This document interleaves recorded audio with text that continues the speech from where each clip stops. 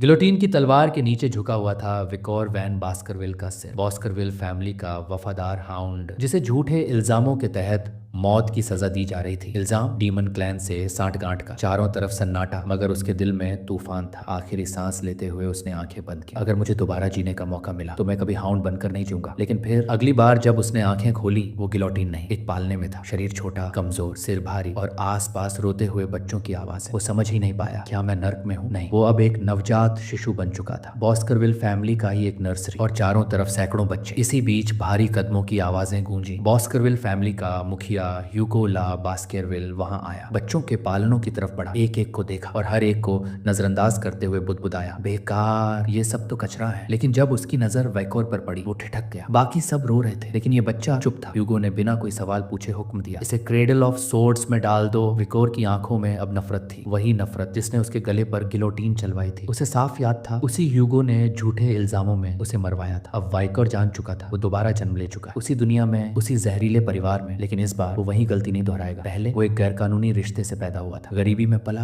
गंदगी में बड़ा हुआ, और एक वफादार कुत्ते की तरह ह्यूगो के हर हुक्म पर चला। उसने सिर्फ एक चीज चाहिए थी, कभी तो ह्यूगो उसे अपनाएगा, मगर बदले में मिली मौत। अब उसे सब याद था, वो सब गंदगी, वो सब जिल्लतें, और आखिर में सजा। लेकिन इस बार अब वो बना है बच्चा, मगर दिल में है आग। और ह्यूगो ने जो खुद उसे क्रेडल ऑफ सोर्ड्स में डलवाया है, उसे क्या पता यही गलती ह्यूगो की तबाही की वजह बनेगी। Cradle of swords Baskerville family का सबसे खतरनाक ट्रायल। बचपन में ही बच्चों को फेंका जाता है एक मेज में। हजारों धारदार तलवारों से भरे इस हेलिक्स मेज से निकलना ही पहला टेस्ट है। मेज के आखिर में है स्टिक्स रिवर, एक रहस्यमयी नदी जो बच्चों के जिस्म को लोहा बना देती है। लेकिन ये नदी हर बच्चे को नहीं अपनाती, सिर्फ वही जिसे ये खुद चुनती है या जो इसे जीत कर छीन ले। विकोर रेंगते हुए उस मेज में बढ़ा। चारों तरफ कटीले ब्लेड्स, फिसलन भरी जमीन और हर जगह खतरा। उसके जिस्म पर जख्म भरने लगे, मगर उसकी आंखें सिर्फ एक मंजिल पर टिकी थी, स्टिक्स रिवर। पिछली जिंदगी में उसके अपने ही भाइयों ने उसे धक्का दिया था, वो रिवर तक पहुंचा ही नहीं पाया। पर इस बार मैं सब कुछ लूट लूंगा। वो गिरा, लहूलुहान हुआ, और फिर वो सीधे जा गिरा स्टिक्स रिवर में। ठंडा लोहा जैसा पानी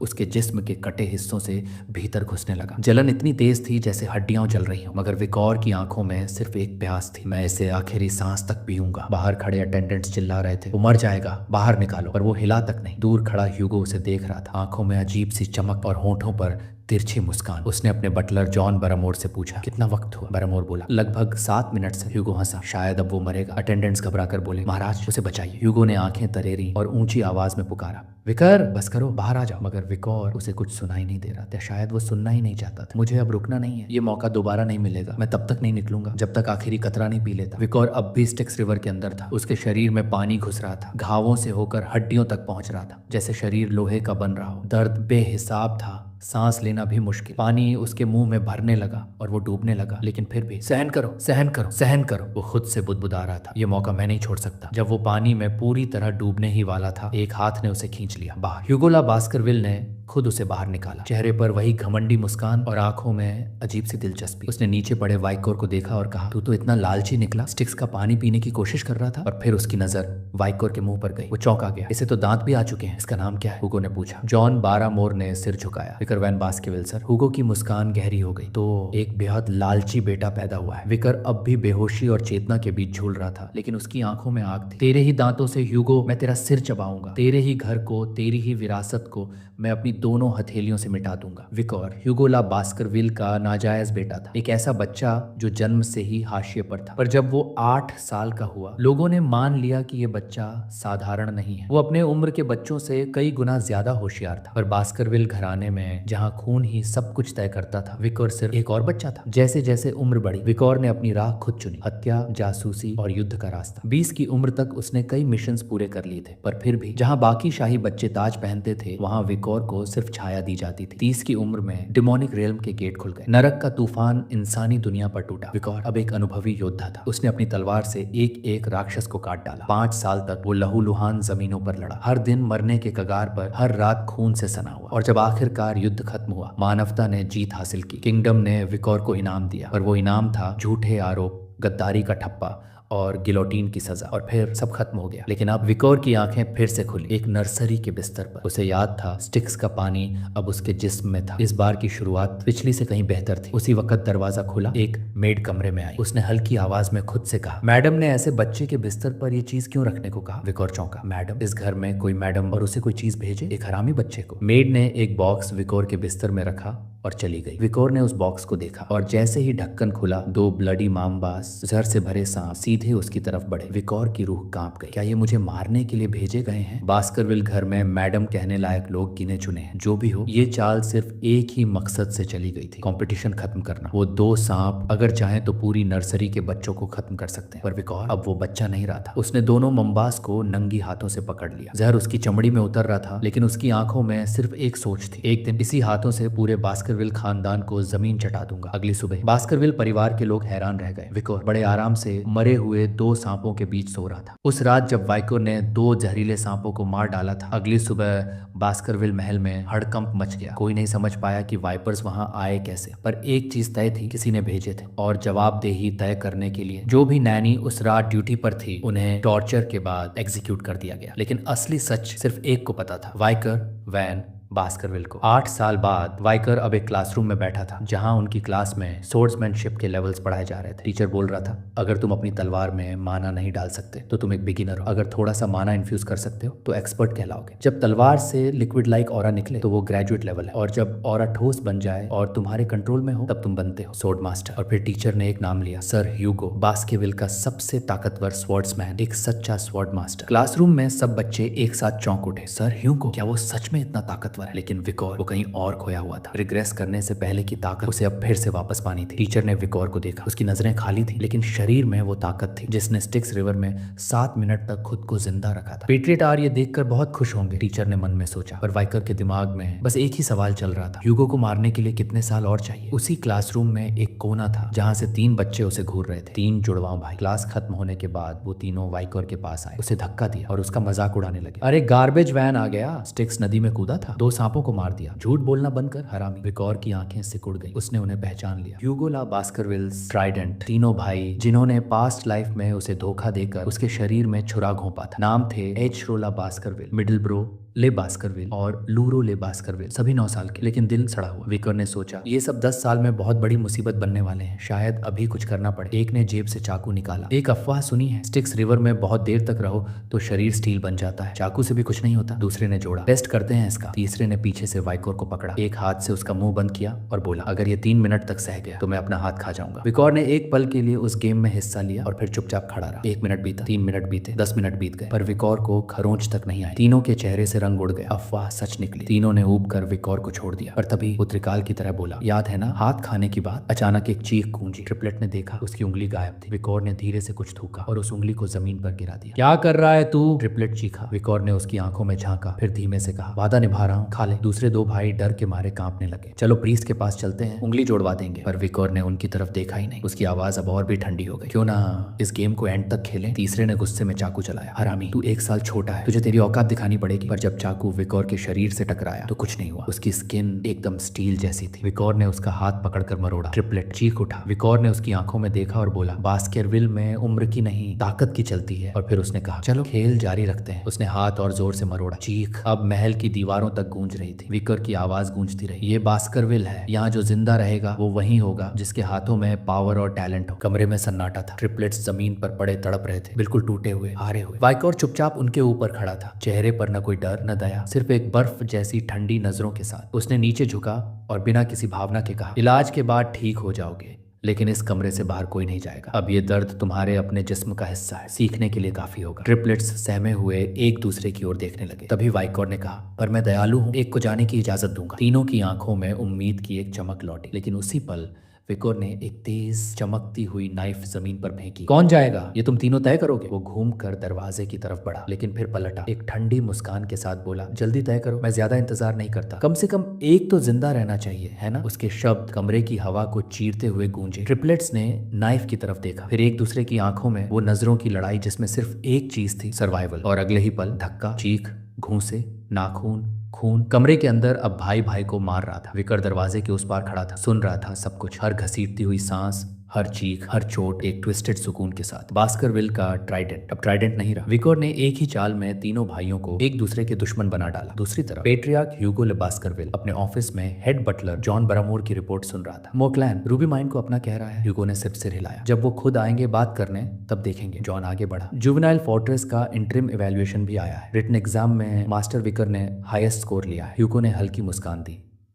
अच्छा है। लेकिन फिर जॉन का चेहरा सख्त हो गया। आवाज धीमी। एक इंसिडेंट भी हुआ है माय लॉर्ड? कितने मरे? हुगो ने सीधा पूछा। जॉन बोला, कोई नहीं मरा, लेकिन मास्टर एचआरओ की दांतें टूट गई, मिडलियो का जबड़ा चूर चूर है और लुरो की एक उंगली अम्प्यूटेट करनी पड़ी। हुगो का चेहरा पल में सख्त हो गया। इतने करीब थे वो तीनों, आपस में क्यों लड़ते? जॉन ने जवाब दिया, वो किसी आउटसाइडर से नहीं लड़े थे माय लॉर्ड, वो मास्टर विकोर से भिड़े थे। एक पल को ह्यूगो चुप हो गया। कुछ देर बाद विकोर उनके सामने खड़ा था। 8 साल का वो लड़का और चाल ढाल में एक वॉरियर। पेट्रियार्क ह्यूगो ने मुस्कुराकर कहा, काफी बड़े हो गए हो। आखिरी बार जब देखा था तब तुम वाइकोर ने मुस्कुराकर सिर झुकाया, लेकिन ह्यूगो ने सीधा मुद्दा उठाया। तुमने अपने तीनों सीनियर ब्रदर्स को तोड़ दिया। 9 साल के थे वो, तुमसे बड़े, लेकिन अब टूटे हुए हैं। विकोर शांति से बोला, इन्हें मेडिकल केयर मिल चुका है, अब ठीक है। ह्यूगो ने आंखें संकरी की। मैं उनके शरीर की बात नहीं कर रहा, मैं बात कर रहा हूँ उस चीज की जो कभी ठीक नहीं होती, दिल। तुमने तीनों भाइयों को अलग कर दिया। क्या तुम्हें लगता है तुमने कुछ गलत किया? विकोर ने सीधे ह्यूगो की आंखों में देखा, फिर एक सवाल में जवाब दिया, मैंने क्या गलत किया? ह्यूगो की आवाज भारी हुई। तूने 3 भाइयों को एक दूसरे का दुश्मन बना दिया। विकोर का चेहरा शांत रहा, पर उसकी क्रिम्सन आइज में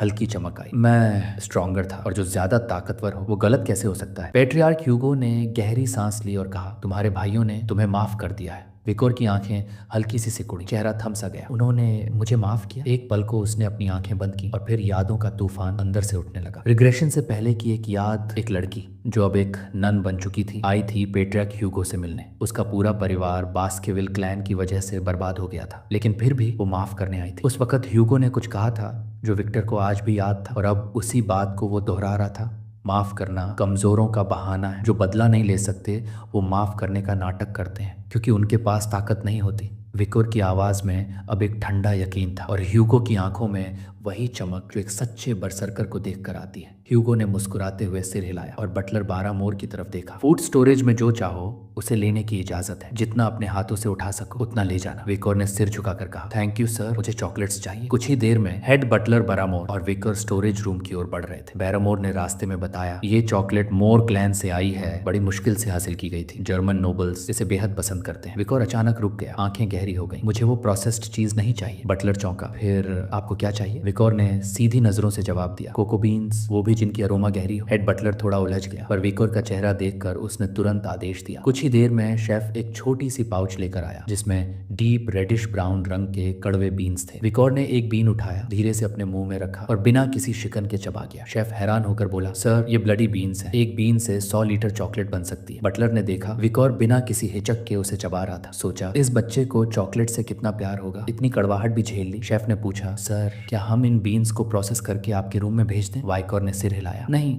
मैं खुद लेकर जाऊंगा। बटलर थोड़ी देर तक उसे देखता रहा। क्या ये बस अजीब टेस्ट है या इसके पीछे कुछ है? पर वाइकोर के मन में टेस्ट नहीं, तैयारी चल रही थी। वो बीन्स उसके लिए कोई डिजर्ट नहीं थे, वो थे एक स्ट्रैटेजी। 5 दिन बाद होने वाले प्रैक्टिकल एग्जाम के लिए वाइकोर ने एक प्लान बना लिया था। लेकिन बास्करविल के इतिहास में अब कुछ ऐसा होने जा रहा था जो कभी नहीं हुआ था। एक कैटास्ट्रॉफिक इवेंट जो इस क्लैन की जड़ों तक को हिला देगा। इस दुनिया में बास्करविल क्लैन को लोग बर्जरकर क्लैन के नाम से जानते हैं, और इस नाम के पीछे है एक बर्बर, अमानवीय लेकिन असरदार ट्रेनिंग सिस्टम। जब कोई बच्चा अपने पैरों पर खड़ा होना सीखता है, उसी दिन से ये ट्रेनिंग शुरू हो जाती है। उसे एक सीधी पहाड़ी पर दौड़ाया जाता है, बिना रुके, बिना लेटे। सिर्फ तय समय पर ही उसे बैठने या लेटने की इजाजत होती है। रात को उन्हें सुलाया नहीं जाता किसी आरामदायक बेड पर, बल्कि एक मॉन्स्टर कॉर्प्स के साथ, ताकि शरीर ही नहीं मन भी आदत डाल ले डर से लड़ने की। और जब ये बच्चे 8 साल के होते हैं, शुरू होती है असली परीक्षा। उन्हें कहा जाता है, अब तुम यंग हाउंड्स हो और तुम्हें करना होगा एक इवैल्यूएशन, ऐसा इवैल्यूएशन जो तुम्हें या तो वॉरियर बनाएगा या खत्म कर देगा। बास्करविल की टेरिटरी के बाहर एक पहाड़ है, लरेट लेनोir माउंटेन, जहां हवा भी खतरे से भरी होती है और हर चट्टान के पीछे छुपा होता है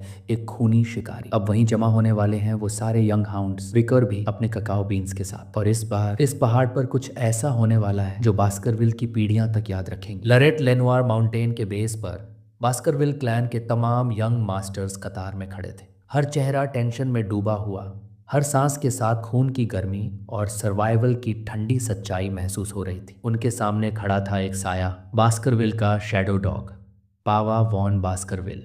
उसकी आवाज़ गरजी, ये परीक्षा 1 मंथ की है, तुम सबको इस जंगल में सरवाइव करना होगा, और मॉन्स्टर हंट्स करनी होंगी। लेकिन ये सिर्फ सर्वाइवल नहीं था। पावा ने स्कोरिंग सिस्टम खुलासा किया। सिर्फ जिंदा रहने पर 10 पॉइंट्स, कोई अपाहिज नहीं हुआ 30 पॉइंट्स, अगर किसी और को हराया और खुद जिंदा रहे 50 पॉइंट्स, अगर मॉन्स्टर को हराया और खुद बच गए 70 पॉइंट्स, और अगर ये सब कर दिखाया तब मिलेंगे 90 पॉइंट्स। लेकिन 100 पॉइंट्स कभी नहीं मिलते, क्योंकि सर ह्यूगो ने कहा है एक सोर्ड्समैन उसी पल मर जाता है जब वो खुद को अपराजय समझ लेता है। पावा आगे झुका।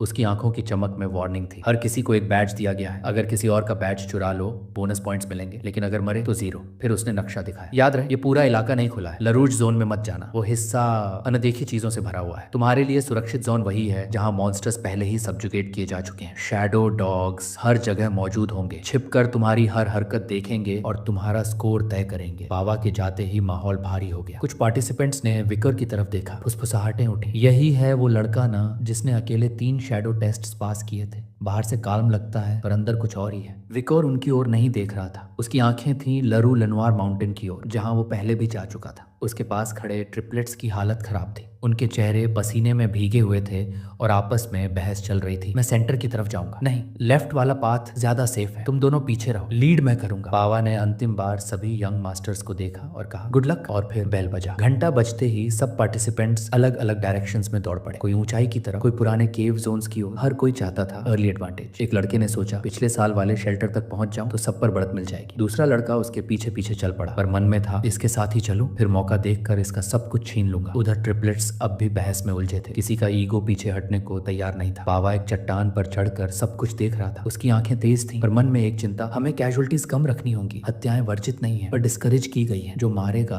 उसके पॉइंट्स घटा दिए जाएंगे। विकोर को फॉलो कर रहा था एक शैडो डॉग, लेकिन वो चौंका। विकोर बाकी लोगों की तरह लड़ाई की ओर नहीं बढ़ा, वो तो माउंटेन के रिस्ट्रिक्टेड एरिया की तरफ बढ़ रहा था। शैडो डॉग ने खुद से पूछा, ये वही जीनियस है ना जिसके बारे में सब कहते हैं, या आखिर जा कहाँ रहा है? विकोर एक बड़े पुराने पेड़ के पास रुका, थोड़ी देर उस मिट्टी को निहारा, फिर मुस्कुराया। यहाँ सॉफ्ट ग्राउंड है, कैंप बनाने लायक। शैडो डॉग उसे देखकर चकित था। बाकी सब जान बचाने के लिए लड़ रहे हैं और ये आराम करने की सोच रहा है। विकोर ने लकड़ियां इकट्ठा की, एक वुडन स्टिक से प्रैक्टिस की, फिर उसी पेड़ के नीचे सुकून से सो गया। शैडो डॉग की बेचैनी बढ़ती जा रही थी। ये कर क्या रहा है? ये तो खुद को पूरी तरह एक्सपोजर में डाल रहा है। समय बीतता गया। विकोर न तो फाइट कर रहा था, न ही पॉइंट्स के पीछे भाग रहा था। वो खोदता, गैदर्स करता, ट्रैप्स बनाता, शांत, कैलकुलेटेड, पर किसी एक्शन के बिना। शैडो डॉग ने थक हार कर आखिरकार फैसला लिया, मुझे कुछ और इंटरेस्टिंग देखना चाहिए, ये लड़का तो बस वक्त बर्बाद कर रहा है। जैसे ही वो शैडो डॉग वहां से गया, विकोर की मुस्कान खिल उठी। अंत में छुटकारा मिला, अब थोड़ी असली प्लानिंग की जा सकती है। उसने आग के पास बैठकर कुछ ब्लडी बीन्स डाल दी। धुआं उठा और विकोर बुदबुदाया। पुराने दिन याद आ गए जब हम फिश की स्मेल कम करने के लिए इन बीन्स का यूज करते थे। वो उठा, अपने पैक को टटोलते हुए बोला, अब सब कुछ तैयार है। शैडो डॉग भी चला गया। तो अब हंट शुरू करूं? कुछ दिन बीत चुके थे। विकोर अब रिस्ट्रिक्टेड एरिया के अंदर दाखिल हो चुका था। उसका चेहरा शांत था, लेकिन निगाहें सतर्क। हर पेड़,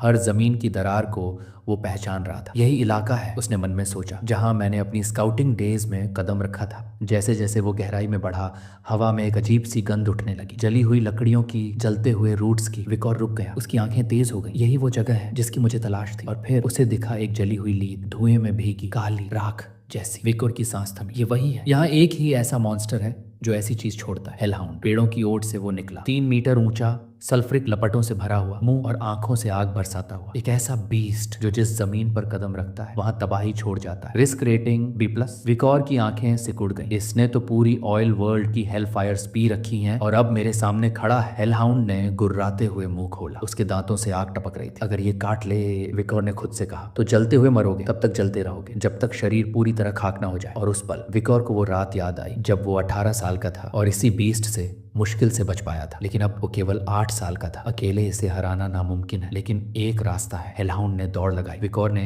साइड डॉज किया और मन में पहला रूल याद किया, हेलहाउंड्स कभी मुड़ नहीं सकते, वे हमेशा सीधी लाइन में दौड़ते हैं। विकोर ने जमीन पर पानी डाला और चिल्लाया, दूसरी कमजोरी, ये पानी क्रॉस नहीं कर सकते। हेलहाउंड अपनी सीधी लाइन से हटने के लिए लंबा चक्कर काटने लगा। बस यही मौका है। विकोर जानता था ये शैलो पानी भी इन्हें धीमा कर देता है। और फिर वो तीसरी कमजोरी सामने आई। कैनाइन मॉन्स्टर्स दौड़ते वक्त मुंह खोलते हैं। हेलहाउंड जब दोबारा गुर्राता हुआ उसके सामने आया, विकोर तैयार था। उसने एक ब्लडी बीन उठाकर सीधा मॉन्स्टर के खुले मुंह में फेंक दिया। अगले ही पल हेलहाउंड की चीख निकल गई। उसका जायंट बॉडी लड़खड़ाने लगा। वो दर्द में करा रहा था। विकोर बोला, कैनाइन्स के लिए ये जहर होती है और ये ब्लडी बीन 1 से 100 चॉकलेट बना सकता है। अब सोचो इसका असर क्या होगा। उसने अपनी सोर्ड निकाली। नजरें गड़ी थी उस जगह पर जहां मॉन्स्टर की रिब्स नहीं थी। किडनी, एक स्विफ्ट स्ट्राइक, एक साफ लीथल ब्लो और हेलहाउंड गिर गया। विकोर की सांस गहरी थी पर आंखों में सुकून। उसने एक्सपी या कहो कर्मा अवॉर्ब किया। उसका शरीर और मजबूत हो रहा था। उसकी स्वॉर्ड अब और हल्की लग रही थी। मैं तेजी से अपने पास्ट सेल्फ के करीब पहुंच रहा हूँ।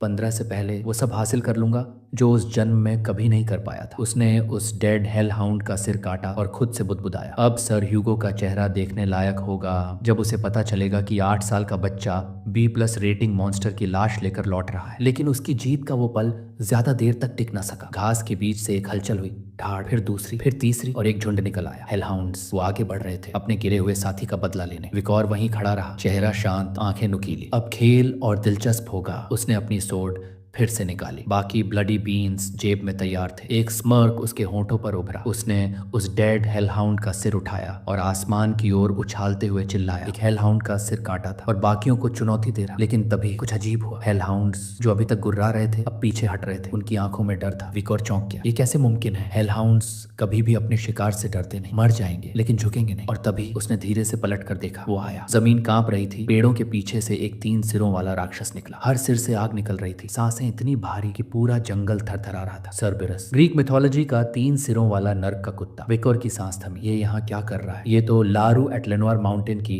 7th रिज पर रहता है जहाँ मरे हुए आत्माओं की मंजिल होती है। सर्बेरस, A+ रिस्क रेटिंग, 7 मीटर लंबा, लुक आउट मॉन्स्टर्स का फाइनल गेट कीपर। विकोर की नजर उसके शरीर पर गई। उसके तीनों सिरों से खून बह रहा था। बदन में तीर धंसे हुए थे। कोई इसे शिकार कर रहा था और ये जान बचाकर यहाँ तक भाग आया। विकोर की आंखें चमकी। अगर मैं इसे अभी मार दूं तो मैं A+ मॉन्स्टर को गिराने वाला सबसे छोटा फाइटर बन जाऊंगा। विकोर ने अपनी सोर्ड निकाली। उसने अपनी ताकत अब तक छुपा रखी थी। रिवर स्टिक्स की शक्तियों से उसका शरीर फोर्टिफाइड था और उसकी रिफाइंड स्वॉर्ड्समैनशिप, वो जो उसने डीमन क्लैन से लड़ते हुए पाई थी, अब खुलकर सामने आने वाली थी। विकोर की पहली फ्यू स्ट्राइक्स ने सर्बरस को चोट पहुंचाई। उसने बीस्ट के पैरों पर कमजोर हिस्सों पर वार किया। उसका हर मूव सटीक, डेडली था। ये जीत सकता हूं, विकोर ने खुद से कहा। ये जख्मी है और मैं रेडी हूं। लेकिन एक पल की चूक ने सब पलट दिया। सर्बरस ने एक झपट्टा मारा। पहला हमला, विकोर की सोर्ड टूट गई। दूसरा हमला, उसका पंजा विकोर के सीने पर लगा और अगली ही सेकंड विकोर का शरीर हवा में उछला। धड़ाम, एक पेड़ के तने से टकराया। खून उसके मुंह से फूट पड़ा। शरीर टूट चुका था। वो वहीं जमीन पर गिरा पड़ा था, बिल्कुल शांत। धीरे धीरे उसकी आंखें खुली। उसके भीतर पैनिक दौड़ गई। मेरा हाथ, उसने कांपते हुए नीचे देखा। हाथ अभी भी जुड़ा हुआ था। घाव गहरे थे पर कटा नहीं था। रिवर स्टिक्स, उसका जादू अब भी मेरी रक्षा कर रहा है। विकोर ने राहत की सांस ली, लेकिन वो राहत ज्यादा देर नहीं टिक सकी। सर्बरस फिर से गुर्राया और विकोर को समझ आ गया, एक और बार पड़ा तो मैं मर जाऊंगा। उसने डिसीजन लिया, अब भागना ही सबसे समझदारी है। सर्बरस पीछे पड़ा। उसके तीनों सिर गरज रहे थे। विकोर दौड़ा, हर कदम सर्वाइवल के लिए, हर सांस जिंदगी के लिए। उसकी आंखें रास्ता तलाश रही थी और तभी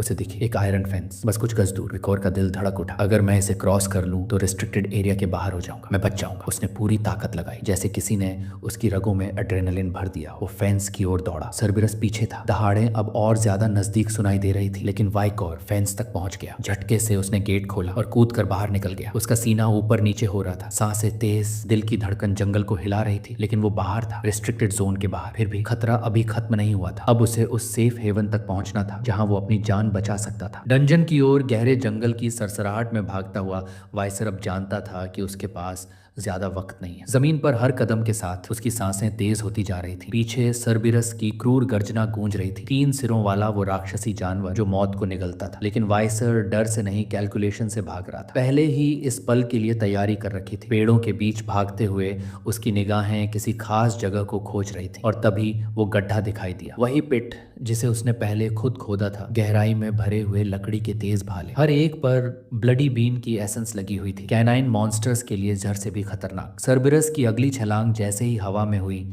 वाइसर ने खुद को एक सटीक मोड़ के साथ आगे फेंका और ठीक उसके पीछे सर्बिरस गड्ढे में गिर पड़ा। भाले उसके शरीर में धंसे और उसके तीनों सिर दर्द से चीख उठे। झाग उसके मुंह से बह रहा था। वाइसर ने हल्की सी मुस्कान दी। तैयारी हमेशा जीत दिलाती है, लेकिन ये अंत नहीं था। सर्बिरस अभी भी हिल रहा था। वाइसर ने एक और हथियार निकाला, एक लकड़ी का भाला, मगर ये वैसा नहीं था जैसा बाकी थे। ये वही भाला था जिसे वाइसर ने सालों पहले छुपा दिया था, जिसकी नोक पर ब्लडी माम्बा नाग की जहरीली दांत जड़ी थी। एक ऐसा जहर जो शिकार को सिर्फ 7 कदम चलने की इजाजत देता था, उसके बाद सिर्फ पतन। भाले को उठाते ही वाइसर की आंखों में ठंडी डिटर्मिनेशन थी। उसने ताकत से भाला फेंका और सीधा जा लगा सर्बिरस की पसली में। बीस्ट फिर से उठा, गुस्से से दहाड़ा। पहला कदम, दूसरा, तीसरा, चौथा, पांचवा, छठा, सातवां। सर्बिरस की टांगे लड़खड़ाई। उसके तीनों सिर लड़खड़ाकर जमीन की ओर गिरे और फिर पूर्ण शांति। वाइसर ने गहरी सांस ली। उसके सामने अब बस 3 मृत सिर पड़े थे। प्लस रैंक का मॉन्स्टर जो अब बस एक ट्रॉफी बन चुका था। वो जानता था कि ये एक असंभव जीत थी, लेकिन ये सिर्फ शुरुआत थी। अब अगली चिंता, इतना बड़ा शरीर लेकर लौटूं कैसे। शरीर देखकर ही कोई भी समझ सकता था कि इसे गिराया किसने। शायद वो गार्डियन नाइट गवाह बन सकता था जिसने उसे वुडन स्पीयर्स बनाते देखा था। लेकिन तभी वाइसर की नजर एक और रहस्य पर पड़ी। सर्बिरस एक गेट कीपर होता है, मतलब कोई गेट तो जरूर होगा, एक डंजन। उसका दिल तेजी से धड़कने लगा। दिमाग में बस एक ही ख्याल दौड़ा, अगर ये सच में कोई डंजन है तो इसके अंदर जो ट्रेजर होगा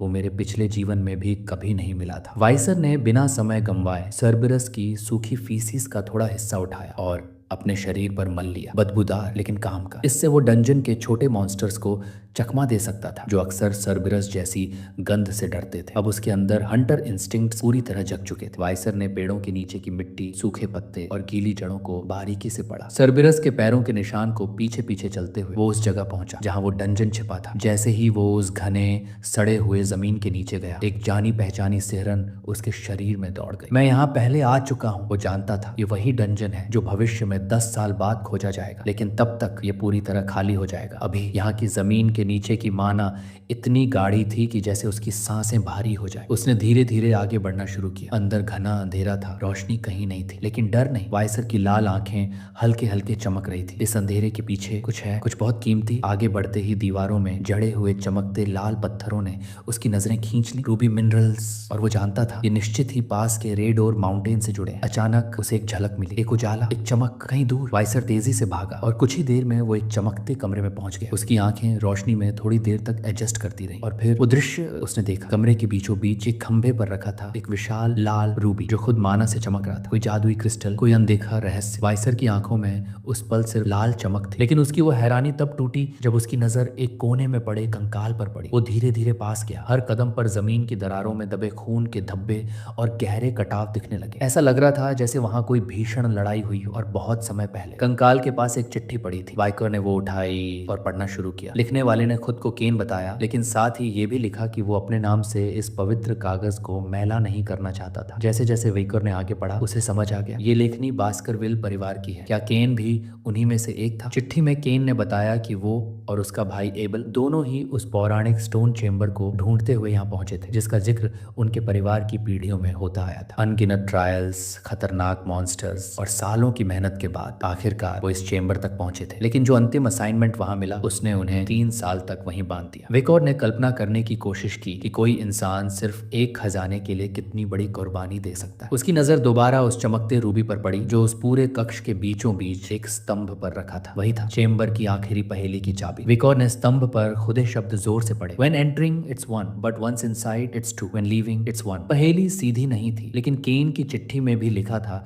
कि उन्होंने भी इसको लेकर बहुत सोच विचार किया था। केन ने लिखा था कि वो और आबिल जुड़वा थे, जन्म के बाद अलग कर दिए गए। उन्हें लगा कि खजाने को हासिल करने के लिए उन्हें फिर से एक होना पड़ेगा, यानी उनमें से सिर्फ एक ही जिंदा बाहर निकल सकता था। और फिर केन ने आबिल को मार दिया, लेकिन तब भी कुछ नहीं बदला। विकोर ने चिट्ठी को एक बार फिर ध्यान से पढ़ा। केन ने आखिर में लिखा था ये शैतान की गुफा है, यहाँ कुछ भी हासिल नहीं होता, बस इंसान को छलता है। विकोर सोच में पड़ गया। वो असाइनमेंट उसके सामने भी अब खड़ा था। केन और एबल जैसे ही शब्द, वही रिडल, लेकिन वो जानता था उसका कोई जुड़वा नहीं है। तो फिर When entering it's one, once inside it's two, when leaving it's one again, शब्द उसके जहन में गूंजते रहे। एकाएक उसकी निगाह स्केलेटन पर पड़ी और जैसे किसी पजल का टुकड़ा अचानक जगह पर आ जाता है, उसे जवाब समझ आ गया। केन और एबल की सबसे बड़ी गलती थी खुद को 2 लोग मान लेना। विकोर धीरे धीरे रूबी की ओर बढ़ा, फिर मुड़ा और उस अंधेरे रास्ते की तरफ देखा जिससे वो अंदर आया था, और वहीं उसे दिखा जवाब। जब मैं अंधेरे में दाखिल हुआ तो मैं एक था, लेकिन जैसे ही रोशनी ने मुझ पर पड़कर मेरा शेडो बनाया, मैं 2 बन गया। और जब ये रोशनी टूटेगी और फिर से अंधेरा होगा, तभी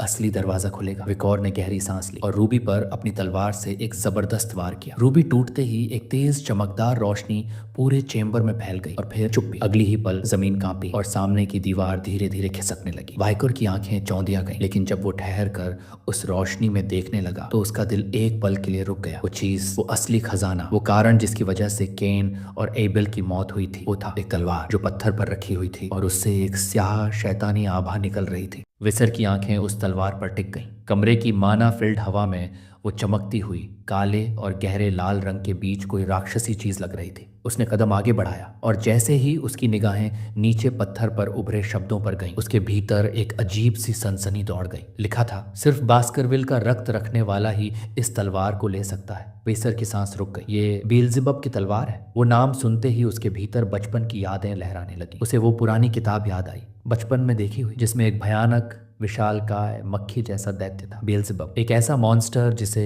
महाद्वीप का विनाशक कहा जाता था, जिसे रोका था केवल 7 वंशों के फाउंडर्स ने, और उनमें से पहला था बास्करविल का फाउंडर। वाइसर का दिमाग अब तेजी से उन कहानियों को जोड़ रहा था। बेल्जेबब डेविल्स होली कॉन्स्टलेशन का हिस्सा, 7 विनाशों में से एक, और ये तलवार उसी के शरीर से बनी हुई। वो याद करने लगा कैसे राक्षसों के कबीले ने इसी तलवार को चुराया था और इसकी वजह से इंसानों की सेनाओं में हजारों मौतें हुई थी। वाइसर ने तलवार की ओर हाथ बढ़ाया, आंखों में गुस्सा और आवाज में संकल्प। अब ये कभी राक्षसों के हाथ में नहीं जाएगी, ये मेरी है। जैसे ही उसने मूठ पकड़ी, एक अजीब सी ऊर्जा उसके हाथ में समा गई। उसने चौंक कर पीछे देखा, लेकिन तलवार गायब हो चुकी थी। कुछ ही पलों बाद वही तलवार उसके हाथ से निकलती हुई फिर सामने आई, लेकिन इस बार जैसे उसके शरीर का हिस्सा बन चुकी हो। बेल्जेबब की तलवार अब उसके हाथ से उभर रही थी, एक धुंधली ऑरा छोड़ते हुए। वाइसर की आंखें चमक उठी। ये शैतानी नक्षत्र के शव से बनी है, और वो खुद से बुदबुदाया, अब मेरी ताकत कहां तक जा सकती है। उसके चेहरे पर एक पागलपन भरी मुस्कान थी। तलवार को साथ लेकर वाइसर ने डंजन के बाकी हिस्सों की तलाश की, लेकिन उसे एहसास हो गया कि वहां अब कुछ नहीं बचा। वो लौटने ही वाला था कि अचानक उसके शरीर में कुछ गड़बड़ होने लगी। उसके कदम लड़खड़ाए और वो घुटनों पर गिर पड़ा। पेट में अजीब सी जलन, एक ऐसी भूख जिसे उसने पहले कभी महसूस नहीं किया था। उसने नीचे अपने हाथ की ओर देखा और तभी एक आवाज उसके जहन में गूंजी, भूख तुम्हारी नहीं है। उसकी सांसें थम गई। ये तलवार बेल्जेबब भूखी है। वो जैसे तैसे बाहर निकला, लेकिन उस भूख ने उसे छोड़ना नहीं चाहा। अब उसकी चाल लड़खड़ाती जा रही थी, आंखें भारी थीं और पेट में जैसे कोई आग लगी हो। तभी उसका हाथ खुद ब खुद एक दिशा में खींचने लगा। बेल्जेबब उसे खींच रहा था। वाइसर दौड़ पड़ा तलवार की दिशा में, और थोड़ी ही देर में वो वहां पहुंचा। सर्बिरस का शव। उसे देखकर वो चौंक गया। बेल्जेबब की तलवार तड़प रही थी, खून की पुकार थी जैसे। वाइसर ने तलवार को आगे बढ़ाया, और उस पल उसने जो देखा वो इंसानी समझ से बाहर था। तलवार ने सर्बिरस के शरीर से खून सोखना शुरू कर दिया, हर बूंद, हर धड़कन जैसे एक दरिंदगी से भरी आत्मा खा रही हो। वाइसर ने महसूस किया कि उसकी खुद की भूख धीरे धीरे शांत हो रही है, लेकिन उसके मन में एक सवाल उठा, क्या बेल्जेबब की यही भूख वो वजह थी जिससे वो माउंटेन और जंगल सूख चुके थे? वो नीचे देखता रहा तलवार की ओर। मन में अब डर नहीं बल्कि जिम्मेदारी थी। ये तलवार मेरी है, और इसका स्वभाव, इसका हंगर मेरा नियंत्रण नहीं मानता। बेल्जेबब ने एक आखिरी घूंट लिया, और फिर जैसे कोई संतोष भरी आह निकली। वाइसर ने राहत की सांस ली, और उस वक्त पहली बार वो इस हथियार का असली रूप समझ पाया। उसने तलवार की छुपी हुई ताकत को महसूस किया, उस पर उभरे हुए स्लॉट्स को गौर से देखा। बेल्जेबब की inherited ability, glutton of flies, एक ऐसा शापित वरदान जो अपने दुश्मनों की एबिलिटीज को चूज कर खुद में समा सकता था। एक ऐसा हथियार जो जितना खाता है उतना ही ताकतवर बनता है। वीसर अपनी काली तलवार बेल्जेबब को देख रहा था। ये कोई साधारण तलवार नहीं थी, ये शापित थी, और इसका लालच भी असीम। ये तलवार दुश्मनों की एबिलिटीज को खींचकर खुद में समा लेती थी, लेकिन खतरा ये था, इसकी भूख का कोई अंत नहीं था। इतने वर्षों में न जाने कितने योद्धा अपनी शक्तियां खो चुके थे, हमेशा के लिए बेकार हो गए थे। वाइसर को इस खतरे का अंदाजा था, इसलिए उसने खुद के लिए एक सीमा तय की थी, सिर्फ 3 एबिलिटीज, उससे ज्यादा नहीं। बेल्जेबब की पहली एबिलिटी अब भर चुकी थी, हेमोरेज हेलहाउंड, एक B+ रैंक की स्किल। शरीर में चाहे जितना भी छोटा घाव हो, ये तलवार उसमें से खून निकालती जाती थी जब तक कि वो मर न जाए। वाइसर की आंखों में एक चमक आई, और एक नया ख्याल भी। वो सर्बिरस के मृत शरीर की ओर मुड़ा और बेल्जेबब को निर्देश दिया, शुरू करो। लेकिन जैसे ही तलवार ने डिवॉर करना शुरू किया, वीसर ने हाथ आगे बढ़ाया, बस इतना काफी है। अगर शरीर ज्यादा डैमेज्ड हो जाता तो प्रैक्टिकल एग्जाम के दौरान एक्सप्लेनेशन देना मुश्किल हो जाता। बेल्जेबब ने ऐसा रिएक्ट किया जैसे कोई बच्चा जबरदस्ती से खिलौना छीन लिए जाने पर रोता है। वाइसर ने उसे हल्के से हाथ में थपथपाया। इनफ बेल्जेबब। उस दर्द भरी चीख में तलवार कांप उठी और थम गई। अब बेल्जेबब के तीनों स्लॉट्स भर चुके थे, बर्न इंजरी कुरुस A+ rank, hemorrhage hellhound B+ rank, high speed regeneration sewer rat F rank. वीसर को थोड़ी हैरानी हुई, हाई स्पीड रिजेनरेशन, लेकिन तभी उसकी नजर सर्बिरस के नीचे दबे एक क्रश्ड सुअर रैट पर पड़ी। तो ये भी निगल लिया। वाइसर को कोई अफसोस नहीं था। कुरस से मिली बर्न इंजरी स्किल उसकी सबसे कीमती उपलब्धि थी। थर्मल बर्न का दर्द इंसानी इतिहास का सबसे खतरनाक दर्द होता है, और अब वो दर्द उसकी तलवार में था। हेलहाउंड की हेमोरेज भी खतरनाक थी, लेकिन क्यूरोस वो कुछ और ही था। अब जब सर्बिरस की बॉडी प्रैक्टिकल एग्जाम के लिए तैयार हो चुकी थी, वाइसर वहीं ठहरने लगा, एग्जाम के खत्म होने तक। कुछ दिन बाद बास्करविल में हलचल थी। सभी यंग हाउंड्स अपने प्रैक्टिकल रिजल्ट्स का इंतजार कर रहे थे। मॉन्स्टर के बॉडी पार्ट से बनी हुई रिवॉर्ड्स, शील्ड, सोर्ड, नेकलेसेस अब बांटी जा रही थी, लेकिन इस बार एक नाम सबकी जुबान पर था। विकोर वैन बास्करविल, सिर्फ 8 साल का हाउंड, जिसने A+ रैंक वाला सर्बिरस अकेले मार गिराया था। दूर बास्करविल मैंशन के अंदर ह्यूगो, बास्करविल परिवार का पेट्रिया, अपने स्टडी में बैठा था। उसके माथे पर हैरानी की सिलवटें थी। किसने पकड़ा? उसने धीरे से पूछा। हेड बटलर ने सिर झुकाकर जवाब दिया, मास्टर विक्टर वैन बास्करविल, सिर्फ 8 साल का, और सर्बिरस को अपने दम पर मार गिराया। ह्यूगो की आंखें सिकुड़ गई। सर्बिरस, वो भी प्रैक्टिकल के दौरान? बटलर ने सिर हिलाया। वो रेस्ट्रिक्टेड जोन में घुस आया था। बारबेरियन ट्राइब के किसी वॉरियर ने पहले से उसे जख्मी कर रखा था और मास्टर वाइसर ने अपने लकड़ी के भाले में झर लगाकर वार किया। ह्यूगो सोच में पड़ गया। कौन सा झर? बटलर ने धीरे से जवाब दिया। ये कहीं नहीं लिखा, हंटिंग जर्नल में भी नहीं। मास्टर वाइसर ने कुछ नहीं बताया। ह्यूगो अब मुस्कुरा रहा था।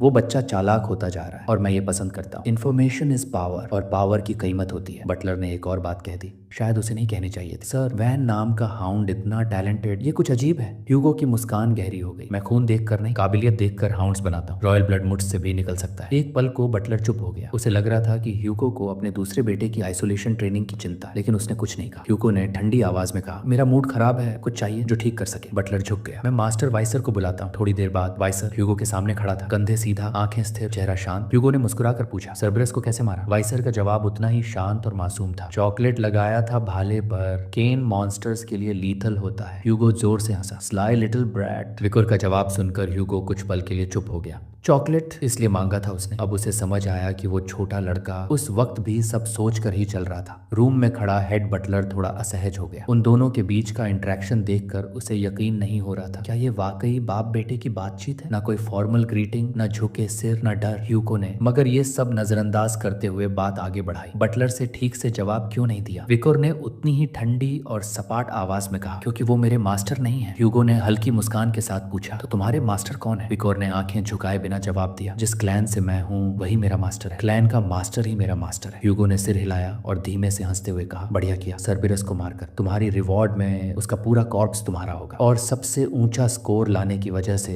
तुम्हें एक विश मांगने की छूट भी है। विकोर की आंखों में एक अलग चमक आई। बिल्कुल साफ था, वो पहले से तय करके आया था कि उसे क्या चाहिए। उसने ह्यूगो की आंखों में देखकर कहा, मुझे 10,000 एपिस्टल लाइब्रेरी में प्रवेश चाहिए। कमरे में एक भारी खामोशी छा गई। 10,000 एपिस्टल लाइब्रेरी बास्करविल क्लैन के दिल में बसी, पूरी एम्पायर की सबसे खतरनाक और विशाल लाइब्रेरी। वहां तक पहुंचने की इजाजत सिर्फ ह्यूगो, उनके सेकंड इन कमांड और उनके सीधे उत्तराधिकारियों को थी। लेकिन विकोर ने मांग कर दी थी। ह्यूगो ने भौहें चढ़ाकर पूछा, तुम्हें पता है ये मांग क्या है? विकोर शांत रहा। अगर इजाजत नहीं दी जाती तो मैं छोड़ देता, लेकिन उसके दिल में पहले से तय था, वो चुपचाप घुस जाएगा। पर उसकी उम्मीद के उलट ह्यूगो ने उसे अनुमति दे दी। विकोर हैरान था, ये सच में मिल गया? लेकिन ह्यूगो वहीं नहीं रुका। उसने आगे कहा, जाओ और वहां जाकर बास्करविल छठी तकनीक पढ़ो। वो छठे रिस्ट्रिक्टेड जोन में रखी है। विकोर का चेहरा थोड़ी देर के लिए सुन्न पड़ गया। छठी तकनीक? वो नामुमकिन था। एक इलेजिटिमेट चाइल्ड जिसके नाम में वैन है, उसे चौथी टेक्निक तक भी पढ़ने की इजाजत नहीं होती थी। छठी टेक्निक तक पहुंच मिलना अनहर्ड ऑफ था। विकोर ने खुद को संभाला। बस सिक्स्थ ही तो है, लेकिन दिल जानता था ये छोटी बात नहीं थी। उसे पता था ह्यूगो इस वक्त बास्करविल की 7th टेक्निक तक पहुंच चुका है और उसकी पिछली जिंदगी में ह्यूगो ने 9 फैंग टेक्निक्स तक हासिल कर ली थी। लेकिन विकोर जानता था कि उसे कभी भी बराबरी का दर्जा नहीं दिया गया। उसे हमेशा बास्टर्ड कहा गया और अब यही उसकी ताकत बनने जा रही थी। उसकी नजर सिर्फ ह्यूगो तक नहीं थी। उसे चाहिए था वो ज्ञान जो पहले फाउंडर ने इस्तेमाल किया था 7 महान आपदाओं को हराने के लिए। The final sword text. Hugo ने मुस्कुराकर कहा, सही लक्ष्य छोटा हाउंड। विकोर ने झुककर सिर हिलाया। उसे पता था, ह्यूगो को अंदाजा तक नहीं था कि वो कौन सी किताब उसे दे रहा है। कुछ ही देर बाद विकोर पहली बार 10,000 एपिस्टल लाइब्रेरी पहुंचा। वो जगह किसी भूल भुलैया जैसी थी। किताबें दीवारों से ऊंची छतों तक भरी हुई। हर शेल्फ से एक अजीब सी गंध निकल रही थी, कभी धुएं की, कभी लोहे की। विकोर ने किताबों के नाम पढ़ने शुरू किए। Severing incisors, grinding molars, piercing canines, snaggle tooth that embeds twice, wisdom teeth that lay down. हर किताब एक सोर्ड टेक्निक थी और हर एक में छुपा था दर्द, दहशत और मौत। इन किताबों को उसने अपनी पिछली जिंदगी में भी पढ़ना चाहा था, लेकिन तब उसे इन तक पहुंचने की इजाजत नहीं थी। बास्करविल क्लैन ने एक सख्त नियम बना रखा था, चौथी तकनीक से ऊपर अवैध बच्चे नहीं सीख सकते। कहीं ऐसा ना हो कि वो अपने मास्टर की तरफ फेंक दिखा दे। लेकिन अब विकोर के सामने वो दरवाजे खुल चुके थे। वो चलते चलते एक ऐसी जगह पहुंचा जहां एक किताब को लोहे की जंजीरों से बांधा गया था। बीच में एक बड़ा सा लॉक। विकोर ने धीरे से फुसफुसाया, यही है बास्करविल 6th टेक्निक। उसका दिल तेजी से धड़कने लगा। ह्यूगो ने वाकई उसे ये किताब सौंप दी थी। विकोर की उंगलियां धीरे धीरे उस लोहे के ताले पर चली। एक क्लिक की आवाज हुई और किताब आजाद हो गई। अगर रिग्रेशन से पहले होता तो शायद मैंने इसका सपना भी नहीं देखा होता। उसकी आंखों में एक स्थिर ठंडक थी। ह्यूगो ने इसलिए इजाजत दी थी क्योंकि उसे लगा था कि एक 8 साल का बच्चा एक दिन में क्या याद रख लेगा। पर ह्यूगो नहीं जानता था, विकोर पहले ही 4th टेक्निक की पूरी थ्योरी रट चुका था। इतनी बार पढ़ा था कि अब उल्टी होने लगती थी। उसने सब इसलिए किया था ताकि वो खुद 5th टेक्निक का पैटर्न रिड्यूस कर सके। और तब उसे एक झटका लगा, शायद मेन माना को रोकना भूल गया था। बास्करविल की सोर्ड्समैनशिप का सबसे खतरनाक ट्रेट यही था। हर स्टेज पर एक टूथ, पहली टेक्निक एक टूथ, दूसरी 2 टूथ, और हर टूथ के साथ उठता था एक लाल रंग का एनर्जी फ्लेयर। ड्रॉइंग टीथ ये सिर्फ टेक्निक नहीं, एक रिचुअल था। विकोर जानता था कि उसके सामने छठी तकनीक की किताब है, पर उसे वो नहीं चाहिए थी। उसकी असली तलाश कुछ और थी। लाइब्रेरी की सोर्ड्समैनशिप सेक्शन को छोड़कर वाइकोर अचानक बाहर निकल गया। वहां खड़े गार्ड्स चौंक गए। इतनी जल्दी किताबें पढ़ ली? उन्होंने उसे रोक कर कहा। और भी गहरी सोर्ड टेक्निक्स हैं, अंदर लाओ, हमला कर दे। विकोर ने सिर हिलाया। नहीं, मैं जिस चीज के लिए आया था वो मिल गई। गार्ड हैरान हुए। इतनी जल्दी? उन्होंने कहा। थोड़ी देर और ठहरो, बाकी किताबें देख लो। विकोर ने मुस्कुराकर जवाब दिया। सोच रहा हूँ जाने से पहले कुछ और पढ़ लूं। वो जैसे ही लाइब्रेरी की पीछे वाली गलियों में मुड़ा, गार्ड्स आपस में फुसफुसाने लगे। वो सेक्शन तो फालतू किताबों से भरा है और ये बच्चा वहीं जा रहा है। अगर मैं होता तो वो रेयर सोर्ड टेक्स्ट बुक्स पढ़ता जो गहराई में रखे हैं। शायद इससे उनकी वैल्यू का अंदाजा नहीं। विकोर ने ये सब सुना और मनी मन सोचा, बोलने दो उन्हें क्या पता था कि इन्हीं धूल भरी टेढ़ी मेढ़ी गलियों में एक खजाना छुपा था। और फिर विकोर की नजर अचानक एक किताब पर पड़ी, ए लर्किंग एम्बुश। उसकी आंखें चमक उठी। धीरे से वो किताब उठाई। उसके पन्ने पुराने फटे हुए थे, लेकिन विकोर जानता था यही है उसकी असली मंजिल। रिग्रेशन से पहले जब वो हाउंड स्क्वाड का हिस्सा था, उन्हें एक बार बास्करविल की किसी टेक्निक का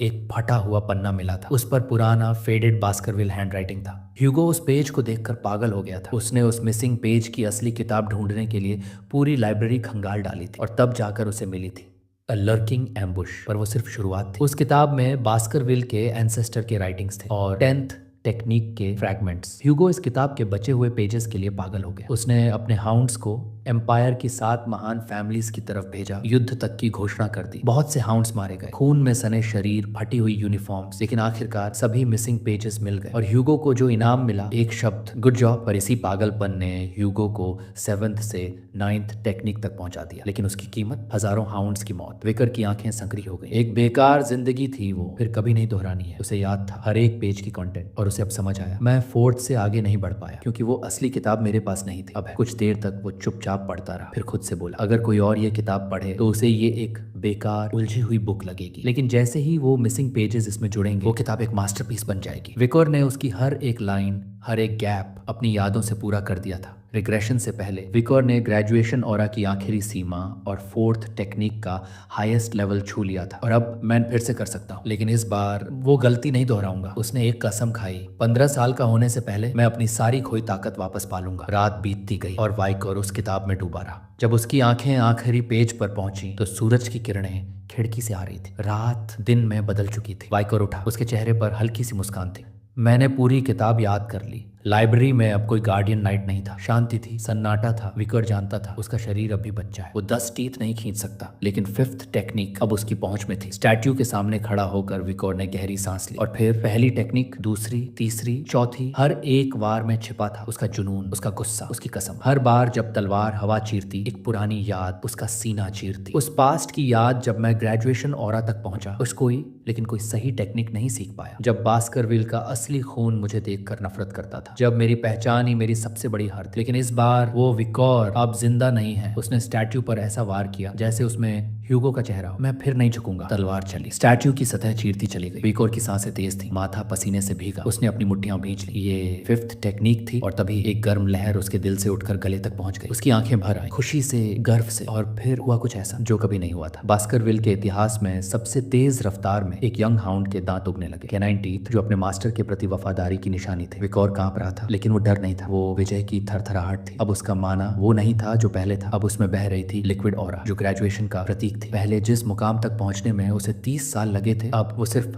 8 साल की उम्र में वहां खड़ा था। लिक्विड ऑरा ज्यादा घना, ज्यादा लचीला, ज्यादा घातक। अब वो आसानी से फ्लो करता था और वाइकर की हर टेक्निक को नई धार देता था। उसे अब भरोसा था, मेन लर्किंग एम्बुश को पूरी तरह से मास्टर कर सकता। एक ऐसी सोर्ड स्टाइल जहां हमला और बचाव एक लय में बदलते हैं, कोई लिमिटेशन नहीं, बस परफेक्ट बैलेंस। विकोर ने वो किताब खिड़की के पास रख दी और एक पल के लिए चुपचाप बैठ गया। वो सोचने लगा, रिग्रेशन के बाद मैंने कितना कुछ हासिल कर लिया है। अब वो अकेला नहीं था, ना ही कमजोर। अब अगर कोई मिड क्लास ग्रेजुएट भी सामने आया, मैं उसे भी हरा सकता। विकोर को सब कुछ जल्दी हासिल करना था, लेकिन वो भी जानता था अब ह्यूगो को सब कुछ दिखा दिया तो आगे क्या बचा रहेगा। उसे ह्यूगो को बस उम्मीद देनी थी ताकि उसे समय मिले और वो हर वो चीज चुरा सके जो उसे चाहिए थी। धीरे से उसने एक मैग्नीफाइंग लेंस निकाला और किताब के करीब ले जाकर सावधानी से रखा। धूप की किरणें जब लेंस से होकर गुजरी तो किताब के पन्नों पर एक बिंदु पर जलन शुरू हुई। कुछ ही पलों में आग की छोटी सी लौ उठी। वाइकोर ने अपने होठों पर एक शैतानी मुस्कान फैलाई। अब ये किताब नहीं रहेगी और ह्यूगो कभी 10वीं टेक्निक तक नहीं पहुंच पाएगा, लेकिन मैं बिना इस किताब के भी पहुंच जाऊंगा। पर तभी लाइब्रेरी की शांति टूट गई। आग की गंध, कुछ जल रहा है। कुछ गार्ड्स दौड़ते हुए अंदर आए। विकोर को वहां देखकर चौंक गए। तुम यहाँ क्या कर रहे हो? ये आग कैसे लगी? विकोर ने तुरंत चेहरा मासूम बना लिया। माफ कीजिए, मैं गलती से मैग्नीफाइंग ग्लास वहीं छोड़ आया था। मुझे बटलर को बताना चाहिए। गार्ड्स के चेहरों पर घबराहट थी। अगर ह्यूगो को पता चला वो सीधे उन्हीं पर गिरेगा। एक गार्ड बोला, नहीं, तुम्हें माफी मांगने की जरूरत नहीं, ये हमारी गलती है। और वैसे भी ये जगह बस बेकार की किताबों से भरी है। विकर ने हल्की मुस्कान के साथ पूछा, आप लोग मोर क्लैन और रूबी माइंस के मामलों में व्यस्त थे ना? ऐसे में ये छोटी सी बात ज्यादा मायने नहीं रखती। गार्ड्स ने एक दूसरे की ओर देखा और सिर हिलाया। अगर तुम ये बात किसी को नहीं बताओगे तो हम भी नहीं बताएंगे। विकर ने सिर झुकाया। थैंक यू और माफ कीजिए, आपका समय ले लिया। जैसे ही विकर वहां से निकलने लगा, गार्ड आपस में बात करने लगे। ये बच्चा बाकियों से अलग है, काम करने वालों की इतनी इज्जत करता है, ये सच में सम्मान के काबिल है। लेकिन उन्होंने जो नहीं देखा वो थी वाइकर की पीठ पीछे मुस्कुराहट, एक ऐसी मुस्कान जो हर चीज को अपने हिसाब से मोड़ने का मजा ले रही थी। अब वाइकर खड़ा था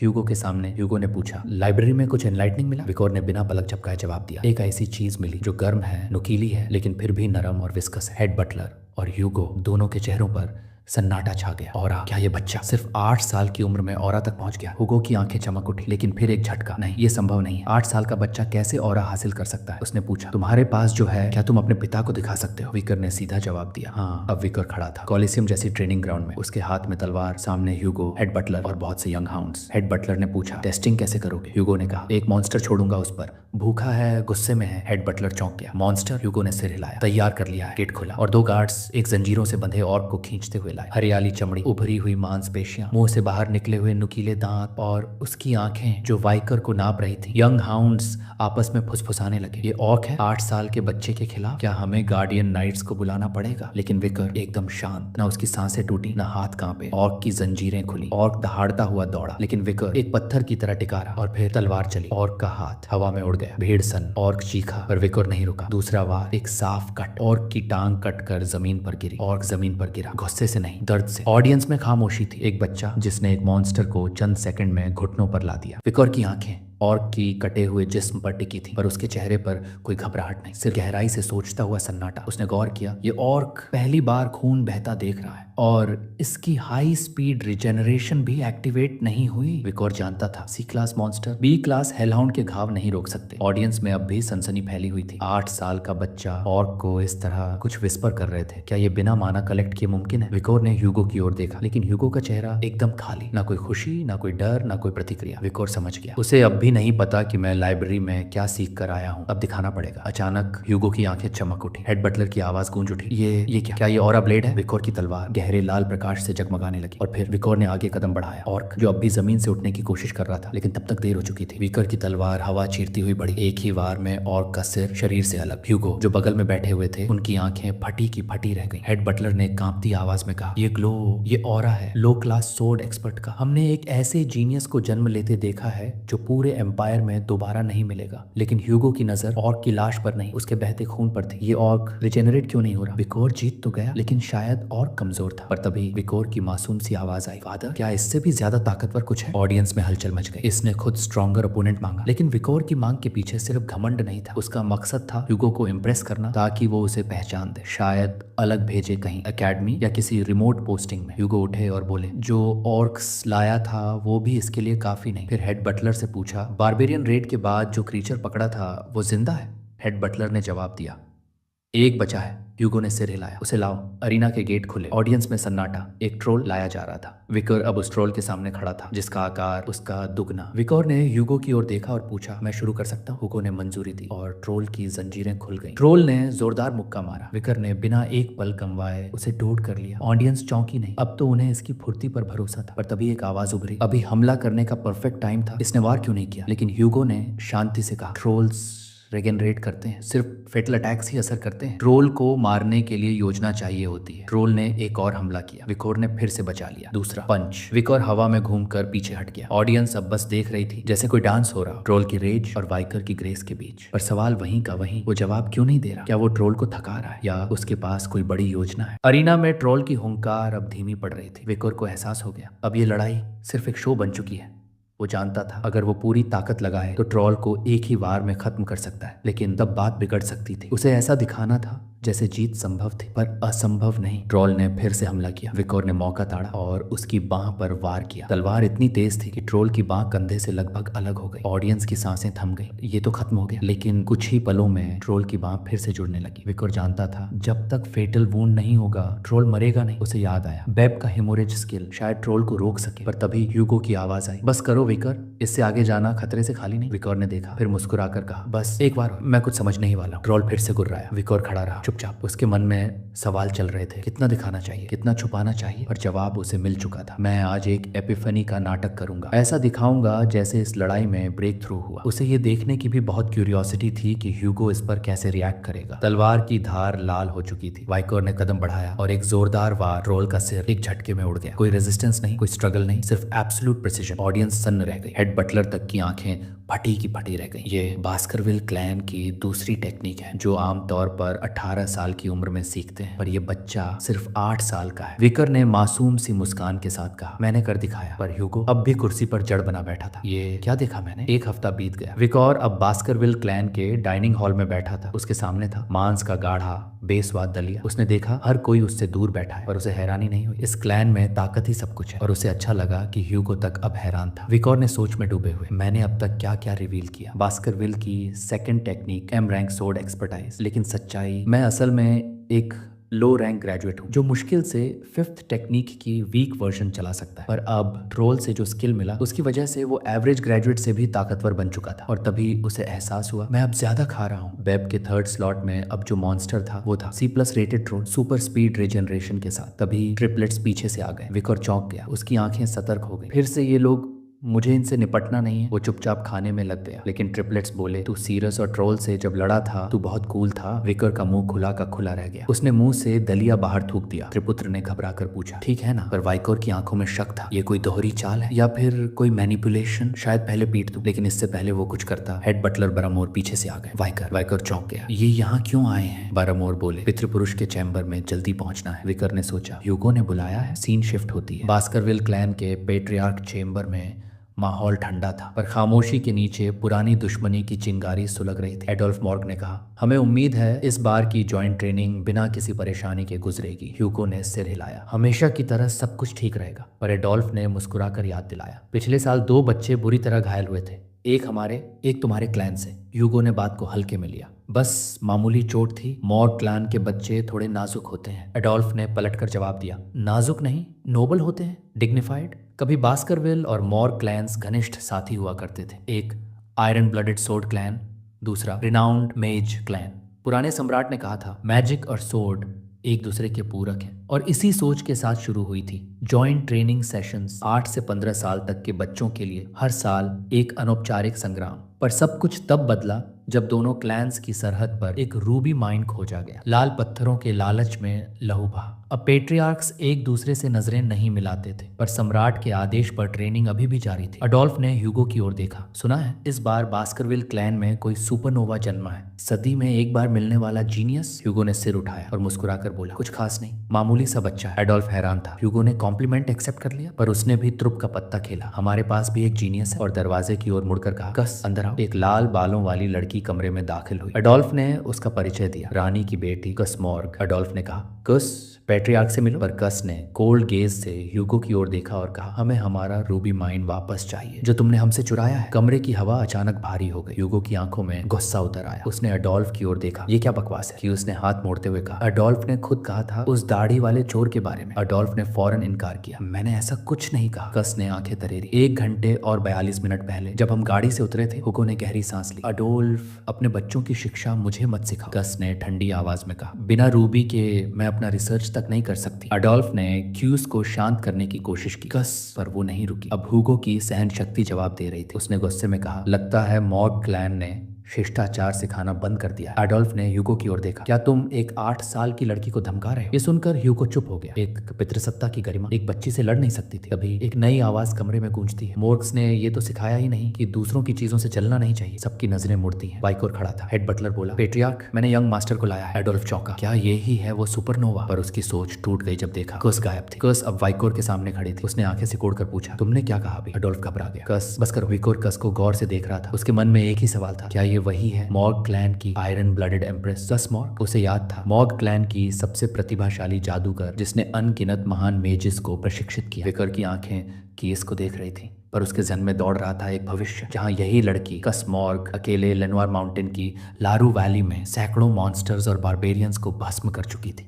जलते हुए भालों पर लटकती लाशें, राख और लहू की सरहद पर उगता हुआ उसका नाम, the fire goddess of authority. Imperial family तक उसकी बात काटने की हिम्मत नहीं करती थी। खूबसूरती और ताकत का ऐसा मेल कि राजनीति तक उसके इशारे पर झुकती थी। विकोर ने सोचा, पर वो सब भविष्य की बात है। इस वक्त वो सिर्फ एक 8 साल की बच्ची है। विकोर की सोच वहीं कट गई। कस ने उसकी ओर झपट कर पूछा, तुम्हें किस हकत से लगता है कि रूबी माइन तुम्हारी है? विकोर ने अपनी मुस्कुराहट नहीं खोई। तुम रो क्यों रही हो? ये टैंट्रम तुम्हारे एज के लिए ठीक नहीं। कस मॉर्ग। कस ने गुस्से में अपनी हथेली उठाई, पर हमला करने के बजाय उसने बर्फ से एक स्कल्पचर बना डाली। द ज़र, जो अब तक सीन में किसी भी पल विस्फोट की उम्मीद कर रहा था, चौंक गया। हमला नहीं, बयान। कीस ने स्कल्पचर की ओर इशारा करते हुए बोलना शुरू किया, ये रही वो केव जहां से रूबी माइन शुरू होती है। एंट्रेंस हमारे मॉर्ग क्लैन की जमीन पर है, पर वेन बास्करविल जमीन के नीचे जाती है। इसलिए तुम लोग कह रहे हो कि हम तुम्हारी जमीन में घुसपैठ कर रहे हैं, पर असल में सारा वेन हमारा है। कस ने आगे कहा, हमने तो तुमसे किराए पर जमीन तक मांगी थी,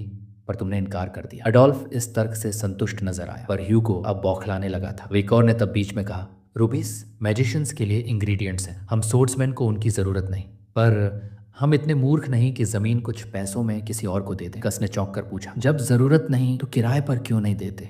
विकोर ने शांति से जवाब दिया, क्योंकि ये जमीन हमारी है और हमें पसंद नहीं कोई और उस पर मुनाफा कमाए। इसलिए बेहतर होगा हमारे क्षेत्र से दूर रहो, वरना नुकसान तुम्हारा ही होगा। कस का चेहरा सख्त हो गया। तो अब बात साफ है। वो आगे बढ़ी और स्कल्पचर के बास्करविल हिस्से पर अपनी बांह रख दी।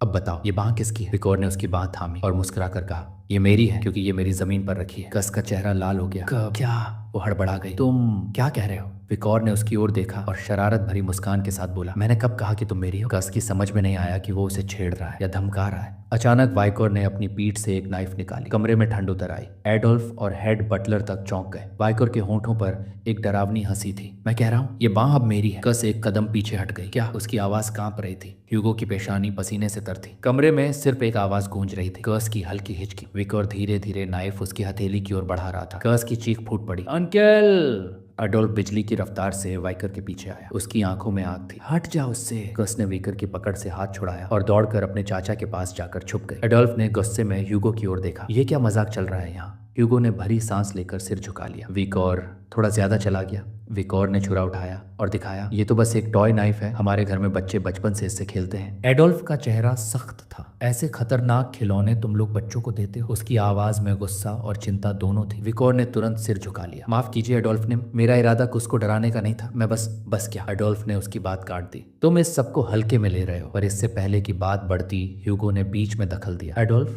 बच्चों के बीच की बातें, बड़े लोग ज्यादा टांग नहीं अड़ाते। अब इन छोटी छोटी बातों में उलझने से बेहतर होगा कि हम रूबी माइन और फ्रेंडली ड्यूअल्स पर ध्यान दें। एडोल्फ ने कुछ पल सोचा, फिर गहरी सांस लेते हुए बोला, ठीक है सुनता हूं। पर कस अब भी नाराज थी। आंखों में हल्की नमी, होंठ भींचे हुए। उसने विकर की ओर देखा। मैं ये कभी नहीं भूलूंगी। विकर ने सिर्फ हल्की सी मुस्कान दी। न माफी न पछतावा, बस वही पुरानी ठंडी बेपरवाही। अगले दिन अरीना में धमाका होने वाला था। फ्रेंडली ड्यूअल्स की घड़ी आ चुकी थी। 8 से 15 साल के बच्चे जमा थे। कोई मैजिक सेंस दिखा रहा था तो कोई थियोरी में नंबर बटोर रहा था। पर पूरा मैदान जानता था आज की असली टक्कर है कीस मॉर्ग बनाम वाइकर वैन बास्करविल। दोनों क्लैंस के सबसे बड़े जीनियस आमने सामने। कीस ने वाइकर को देखा और बोली, तैयार हो जा वाइकर, अब कोई रहम नहीं होगा। और फिर बिना किसी देरी के उसने स्पेल कास्टिंग शुरू कर दी। भीड़ हैरान रह गई। क्या वो क्वाड्रा स्पेल्स कास्ट कर रही है? 4 स्पेल्स एक साथ, और वो भी सिर्फ 8 साल की उम्र में? एक स्पेक्टेटर ने फुसफुसाया, ये कस मॉर्ग है, मॉर्ग की जीनियस मेज। इससे कम की उम्मीद ही किसने की थी? कस ने चारों स्पेल्स एक साथ दागे, पर वाइको ने उन्हें ऐसे डॉज किया जैसे हवा में तैरती कोई पत्ती। उसके चेहरे पर हल्की झुंझलाहट थी। दिखावे के लिए स्पेल्स मत करो, पहले एक स्पेल को मास्टर करो, फिर बाकी की सोचना। कस ने दांत भींचते हुए कहा, तुम्हें क्या पता मैजिक के बारे में? तुम तो बस एक मूर्ख हो। गुस्से में उसने सैंड वॉल स्पेल कास्ट किया। रेत की दीवार उनके बीच उठ खड़ी हुई। विकोर ने एक किक मारी और दीवार धूल में मिल गई। जुबान तुम्हारी उम्र से तेज है कस मॉर्ग। कस की आंखें खुली की खुली रह गई। ये ताकत क्या ये वही है जो रिवर स्टिक से नहा कर आती है? पर वो सोचती रही और उसी पल विकोर ने हमला किया, इतनी तेजी कि बचने का मौका ही नहीं था। कस ने आंखें बंद कर ली। मुझे नहीं चाहिए था कि मैं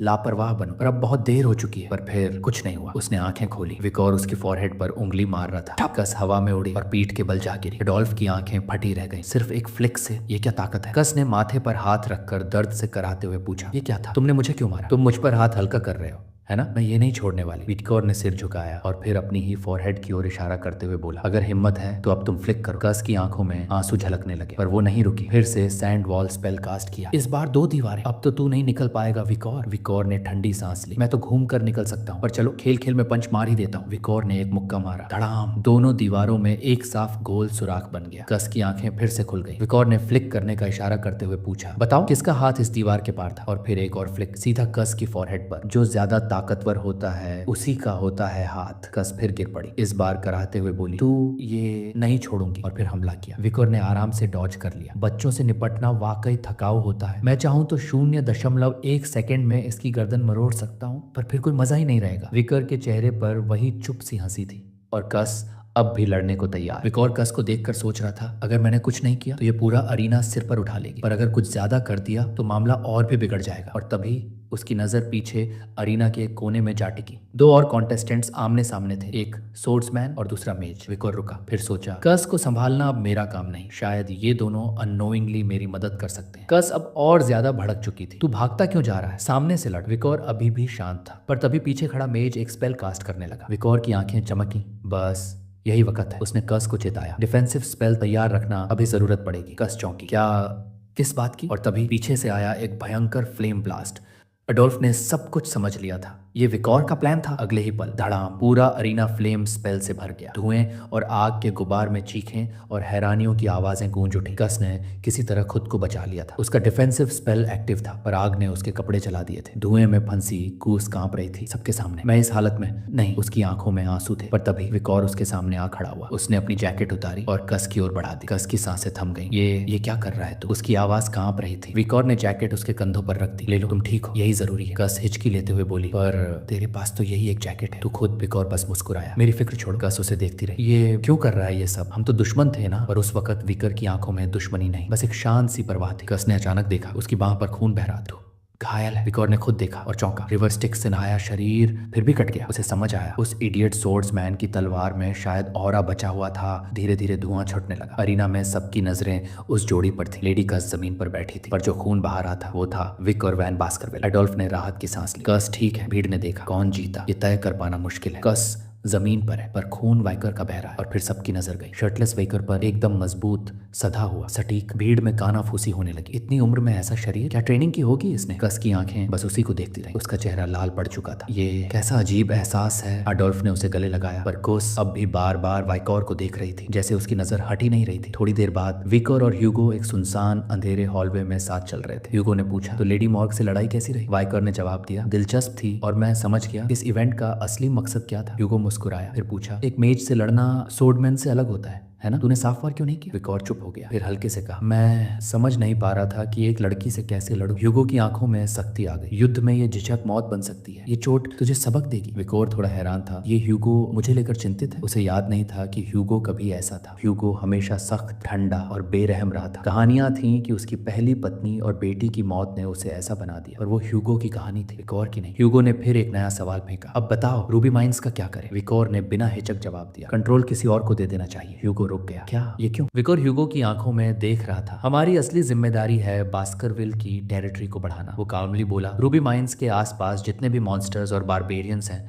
वो आगे चलकर बड़ी प्रॉब्लम बन सकते हैं, लेकिन अगर हम मॉर्ग क्लैन को स्मार्टली यूज करें तो हम अपनी लॉसेस को काफी कम कर सकते हैं। ह्यूगो ने उसकी बात ध्यान से सुनी, फिर धीरे से मुस्कुराया। तो तुम भी वही सोच रहे थे जो मैं सोच रहा था। ह्यूगो ने आगे अपना प्लान बताया। मॉर्ग क्लैन को रूबी माइंस दे देंगे। जैसे ही वे वहां मैन पावर बढ़ाएंगे, हम अपने हाउंड से मॉन्स्टर्स और बारबेरियंस को उस रीजन में धकेल देंगे। वो बिना पलक झपकाए बोला, रूबीज हमारे दुश्मनों के खून से नहाएंगे और मॉर्ग क्लैन कभी हमारे इलाके में घुसने से पहले 2 बार सोचेगा। फिर ह्यूगो ने विकोर के सिर पर हाथ रखा। तुम्हारी सोच 90% मेरे जैसी है। अच्छा काम किया। विकोर चुप रहा। 90%? हाँ, क्योंकि असल में ये प्लान तुम्हारा ही था। पिछली जिंदगी में विकोर ने एक और सुझाव दिया, मॉर्ग की मूवमेंट्स पर नजर रखनी चाहिए। पर ह्यूगो ने सिर हिलाया। जरूरत नहीं, मैंने पहले ही वहाँ हाउंड्स की संख्या बढ़ा दी। और तभी हुगो, एडोल्फ की आवाज हॉलवे में गूंजी। तीनों पास के एक कमरे में बैठ गए। ह्यूगो ने सीधे पूछा, कहिए एडोल्फ, बात क्या है? एडोल्फ ने बड़े शांत स्वर में कहा, रूबी माइंस की बात को शांतिपूर्वक सुलझाना चाहिए। यूजीएसपी भी एक ऑप्शन है, लेकिन उससे बेहतर प्रस्ताव है। वो रुका, फिर कहा, एक एंगेजमेंट मॉर्ग और बास्केविल बच्चों के बीच। ह्यूगो और एडोल्फ ने बातचीत शुरू की, लेकिन उसी समय एक कोने में बैठी सी विकोर की ओर देख रही थी। गालों पर हल्की लालिमा, नजरें बार बार उसी की तरफ। ह्यूगो ने पूछा, एंगेजमेंट के लिए किस बच्चे का नाम सोच रहे हो? एडोल्फ ने तुरंत कहा, बास्करविल के सबसे बड़े बेटे और मॉर्ग की सबसे बड़ी बेटी कस। वो गर्व से बोला, कस एक बेहतरीन बच्ची है, सौंदर्य, बुद्धि, आत्मबल, किसी भी चीज की कमी नहीं, परफेक्ट मैच है। पर ह्यूगो ने एक चिंताजनक बात कही, तुम्हें पता है ना, मेरे बेटे की उम्र इस साल 25 है। एडोल्फ हंसा, तो क्या हुआ, सिर्फ 17 साल का फर्क है, ऐसा तो होता है। और तभी कस उठ खड़ी हुई, आंखों में आग थी। मैं किसी ऐसे से शादी नहीं करूंगी जो मेरी माँ से भी कमजोर और जो मुझसे बहुत बड़ा हो, वो भी नहीं चलेगा। कमरे में सन्नाटा छा गया। एडोल्फ ने समझाने की कोशिश की, अगर तुम ये चाहती हो कि कोई तुम्हारी माँ से भी ज्यादा ताकतवर हो, तो तुम्हें अकेले ही जिंदगी बितानी पड़ेगी। ह्यूगो भी नाराज हो गया। एंगेजमेंट कोई मीनू कार्ड नहीं होता कूस, जहां मन किया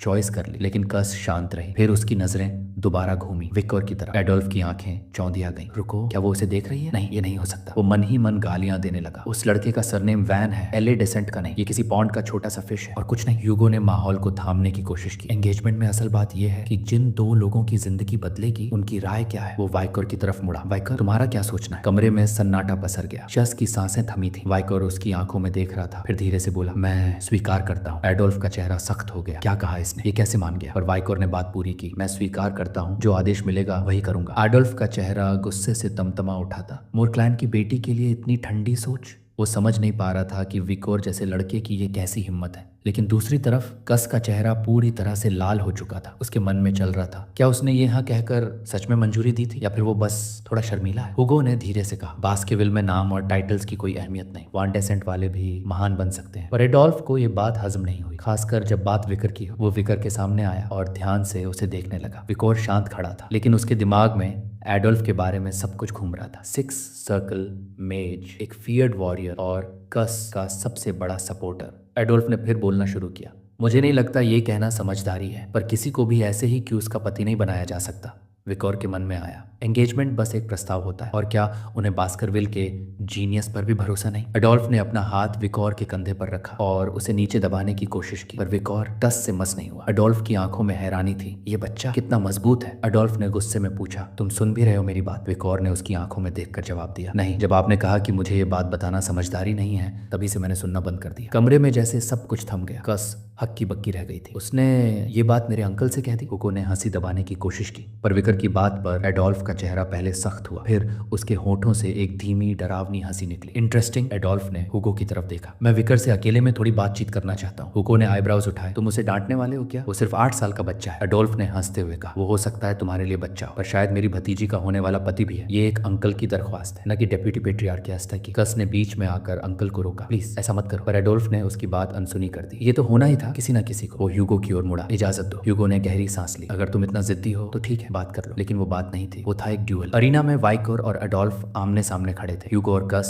एक तरफ खड़े होकर सब देख रहे थे। एडोल्फ ने हाथ उठाया और बोला, मैं तुम्हारी एबिलिटीज का परीक्षण करूंगा, हर चीज दिखाना जो तुम्हारे पास है। विकोर ने सिर हिलाया, अगर सब कुछ दिखा दिया तो शायद तुम होश खो बैठोगे। एडोल्फ ने चांट्स बोले और अपनी पाल्म से एलिमेंट्स को घुमाना शुरू किया, फायर, अर्थ, वाटर, तीनों को एक साथ कंट्रोल करता हुआ उसने एक मिट्टी का बर्तन बनाया और फिर उसमें पानी भरा। फिर वो बर्तन अपने सिर पर रख लिया कि उसने फुसफुसाया। ये उनके सिग्नेचर स्पेल्स में से एक है, 3 एलिमेंट्स का परफेक्ट बैलेंस। अंकल सच में बहुत खतरनाक है, एडोल्फ ने घोषणा की, अगर एक बूंद पानी भी इस बर्तन से नीचे गिरी तो तुम जीत जाओगे। विकोर ने नजरें तानी और सोचने लगा, एडोल्फ जैसा ओपोनेंट मेरे पिछले जीवन में भी रेयर था। असैसिनेशन का चांस 50%, हेड ऑन फाइट में विन रेट सिर्फ 10%। लेकिन मुझे बस ह्यूगो की एक्सपेक्टेशंस को पूरा करना है और ये देखना है कि एडोल्फ असल में कितना केपेबल है। और बिना किसी चेतावनी के विकोर सीधा दौड़ पड़ा, हाथ में तलवार और आंखें सीधे एडोल्फ पर। उसने घबरा कर चिल्लाया, वाइकोर, ऐसे सीधे नहीं भाग सकते उसके सामने। वाइकोर की तलवार हवा में लहरा लहराई। एडोल्फ ने बैरियर स्पेल एक्टिवेट किया और वार को रोका। विकोर का वार एडोल्फ की शील्ड पर पड़ा, पर वो शील्ड ऐसे अडिग खड़ी रही जैसे लोहे की दीवार। एडोल्फ ने हल्की मुस्कान के साथ पूछा, तू इस पर हमला कर रहा है और कस इसे बचा रही है? क्या बात है कस, अब तुम इसकी तरफ हो? कस ने बिना झिझक के जवाब दिया, शील्ड मैजिक सोर्ड्समैन के खिलाफ सबसे असरदार होती है। एडोल्फ हंसा, तो ये लड़का इस शील्ड को काट पाएगा? इम्पॉसिबल। विकोर ने मुट्ठी भींची, उसकी तलवार की नोक थोड़ी सी कांपी, पर वार फिर भी नहीं टूटा। एडोल्फ अब बोर हो रहा था। अब मैं शुरू करता हूँ। एडोल्फ ने स्पेल कास्ट करना शुरू किया। विकोर उसकी हर अटैक को चकमा देता रहा, तेजी से, फुर्ती से, बिना एक भी चोट खाए। कुछ बीच में चिल्लाए, अनफेयर है एडोल्फ ने, आपने मुझसे लड़ते वक्त ये मैजिक कभी नहीं यूज किया। एडोल्फ रुक गया, तो अब तुम उसी लड़के की तरफ हो जिससे मेरी लड़ाई हो रही है? उसका चेहरा ऐसा बन गया मानो वो रो देगा। तू हरामी है वाइकोर, ये नहीं छोड़ूंगा मैं। ह्यूगो ने सब कुछ शांति से देखा। विकोर की स्पीड बहुत तेज है, डॉज कर पाना मुश्किल है, नामुमकिन नहीं, पर मुझे रुकने की जरूरत नहीं।